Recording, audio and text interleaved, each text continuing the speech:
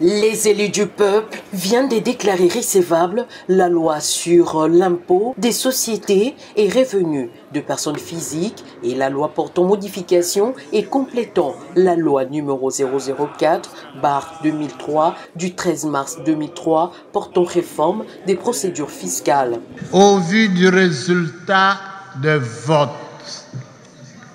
l'Assemblée plénière déclare recevables respectivement les deux projets de loi sous examen.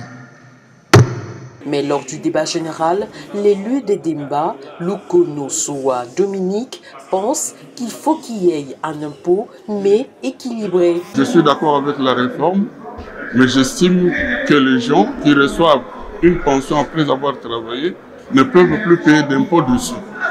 Et donc je demande qu'on revoie cette question-là pour que les vieilles personnes qui ont cotisé toute leur vie, qui ont travaillé toute leur vie, quand elles vieillissent, le peu d'argent qu'elles gagnent en pension ne soit pas imposé. Mais un État ne peut pas fonctionner sans impôt.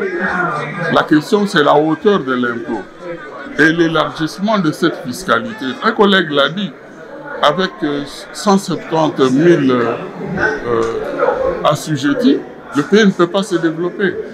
Donc il faut qu'il y ait un impôt, mais qu'il faut qu'il soit juste, équilibré. Par contre, l'élu des Kassongo, dont le Maniema, les professeurs Makengo Hubert, de revenir sur les innovations de ces projets de loi. Notre pays veut se développer, notre pays veut décoller. Et pour décoller, nous avons besoin de moderniser ou de concrétiser certaines lois. Donc là, c'est que la préoccupation étant toujours de rechercher à accroître l'assiette financière du Trésor public de manière à faire face à tout ce qui est salaire, à tout ce qui est comme besoin socio-économique du pays. Il a rabattu. Donc la loi de 2003 était à 30%, bon, on rabat à 25%. Et on allège quand même les conditions et les modalités du pouvoir de perception et même des calculs. L'innovation, c'est d'abord un fait.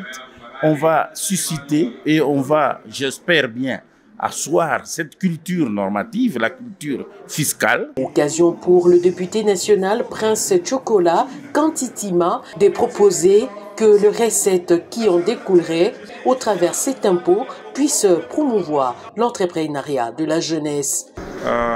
Nous avons proposé, parce que nous avons vu que le ministre n'avait pas parlé, nous avons proposé que les recettes qui seront générées par cet impôt puissent contribuer à l'entrepreneuriat de la jeunesse, ça veut dire promouvoir l'entrepreneuriat de la jeunesse. Vous savez, nous avons une population qui est en grande partie, en majorité jeune, mais qui est sans emploi. Et nous avions plusieurs fois suivi le président de la République, son Excellence Félix Antoine Tshisekedi, parler de la création des millionnaires congolais. Et nous avons proposé au ministre que ça soit l'occasion de prendre ces recettes qui viennent des business, qui viennent des sociétés et les réaffecter dans l'entrepreneuriat de la jeunesse. Juste après le vote, la loi a été envoyée à la commission ECOFIN pour le nettoyage et cette commission n'a que 7 jours pour le finissage.